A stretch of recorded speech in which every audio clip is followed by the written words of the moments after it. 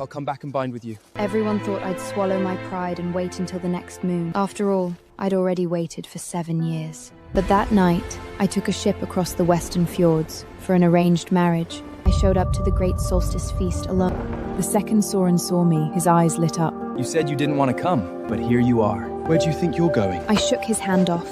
Those are your seats. Mine is over there. I pointed straight at the high jar's carved oak table. Ingrid shot me a venomous glare. How dare you wear that arm ring? Made the entire mead hall turn to look at us. Wait, is that the tear of Yggdrasil? We were supposed to bind our souls at the temple of the Allfather that day, but my betrothed threw me out of the sacred grounds, then walked in with his childhood sweetheart instead. He looked at me like it was nothing. Ingrid's child needs a father, so she could stay in the clan. Once we sever the blood oath, I'll come back and bind with you. Everyone thought I'd swallow my pride and wait until the next moon. After all, I'd already waited for 7 years. But that night, I took a ship across the Western Fjords for an arranged marriage. I vanished from his world completely. 3 years later, my husband and I flew our dragons back to the mainland for a grand ancestral blot. My husband had an urgent border skirmish to attend to, so he sent a beast and a handler to escort me. I walked out of the dragon docks. I walked into the arrival's courtyard and saw a warrior holding a parchment bearing my runic crest. I walked over and froze. Holding the parchment was my ex-betrothal, Soren. He was craning his neck, looking past me at the incoming Whitens. He had Ingrid with him, and half his old raiding party. One of the warriors nudged him. Soren, isn't that your clinging admirer? That's Astrid? Soren looked at me. He looked surprised for a split second. Then he smirked. I told you all long ago. I knew she'd crawl back. The whole raiding party burst out laughing. Astrid vanished without a trace. Now she sees Soren has plundered gold. She probably cries herself to sleep every night.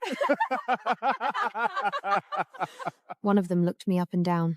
Astrid, if you're here to see Soren, why show up in plain wool? Couldn't you at least paint your face with war colors? Without Soren, you can't even barter for a nice cloak. Pathetic. It was true. I used to spend hours getting ready for Seddon. Full braided hair, clan paints, fitted leathers and furs, always making sure I looked perfect for him. But I didn't need to do that anymore, because I'm pregnant.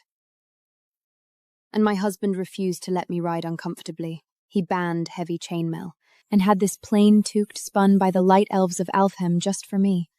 Listening to them mock me, it suddenly clicked. They only read the ruse on the garrison's dispatch. They had no idea the noble they were picking up was me.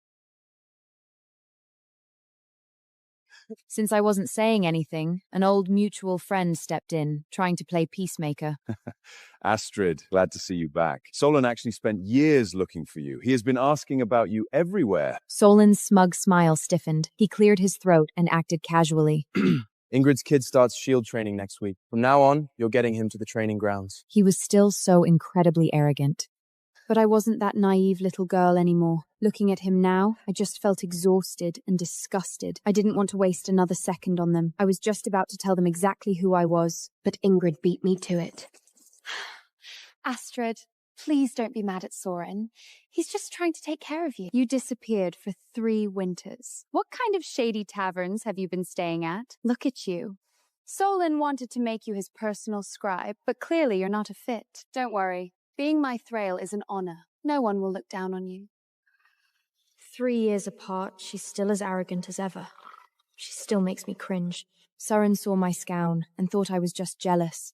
His eyes flashed with triumph. All right, Astrid, drop the attitude. You clearly can't survive out in the wilds. So hold your temper, take care of the kid, and learn your place. Don't worry, I got a perfect cot for you, just in the dragon pens.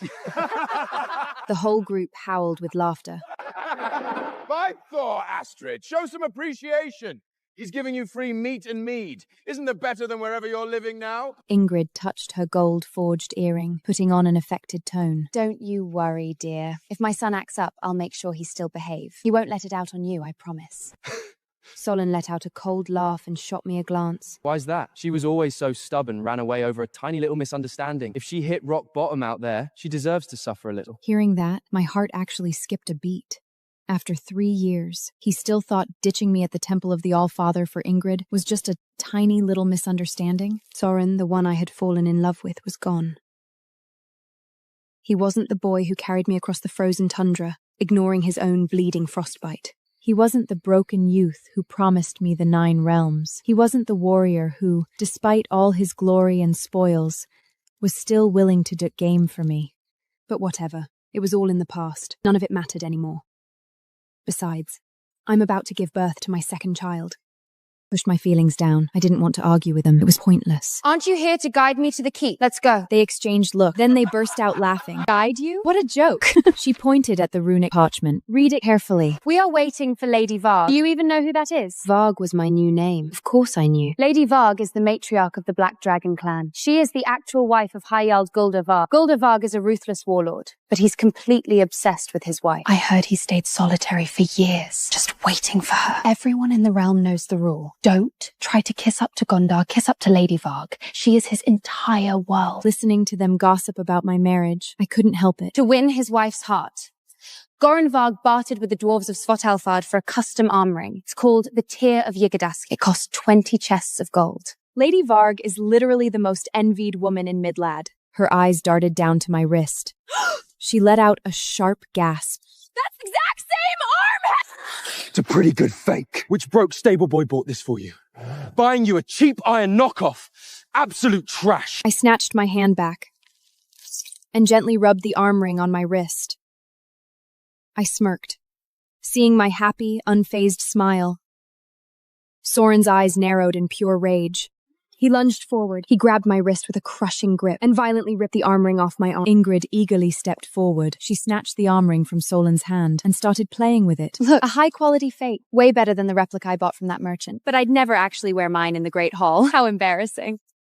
These foreign knockoffs are more detailed. The weight actually feels real.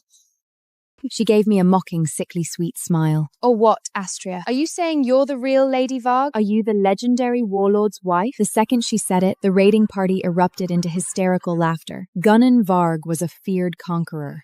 He was ruthless and unstoppable. And 3 years ago, I was just a pathetic nobody, the loser who got dumped at the temple. Ingrid spun the priceless arm ring around her finger. Astrid, sell this fake to me. I'll pay you double. I panicked, terrified she was going to drop it. Give that back right now! Gunnar gave that to me!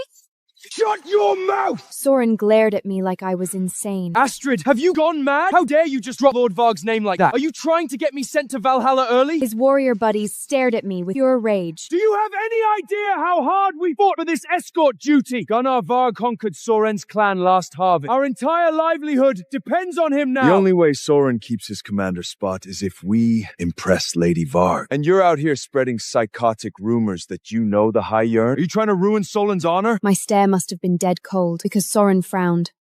A flicker of genuine panic flashed across his eyes. You ungrateful wretch! Solen was kind enough to offer you a roof to survive. Don't push it. I know you're bitter about the past, but trying to sabotage his command out of petty revenge? That's sick. Sora shook his head in disgust. You're such a jealous shrew. But this time, he didn't keep screaming at me. He went quiet for a second. Then he pulled out a heavy pouch from his belt. He tossed a bag of pure silver pieces right at my chest.